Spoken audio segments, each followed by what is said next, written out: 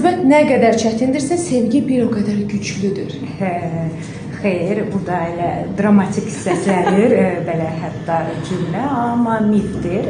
Çünki davamlı barışıb dalaşmalar qeyri-sağlam münasibətin əlamətidir. Qeyri-sağlam münasibətin əlamətidir. Sağlam münasibətin göstərici isə birinci hörmətdir, daha sonra etibar və üçüncü göstərici bu stabillikdir. Bu olsa artıq insanlar partnyorunla sən sağlam münasibət yaşayırsan.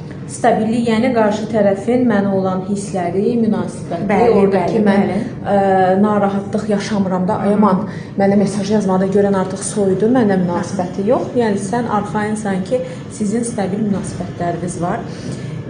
Bir də bəzi insanlar əksinə fikirləşirlər ki, belə nə qədər çox mübahisə ediriksə, ya məni çox sevir, ona görə məni itirmək istəmir, ona görə bax bu qədər biz dalaşırıq filan və s. və s. Amma ora idealizə eləmək lazım deyil. Bəzən bu işdə sağlam bir üslub olmur.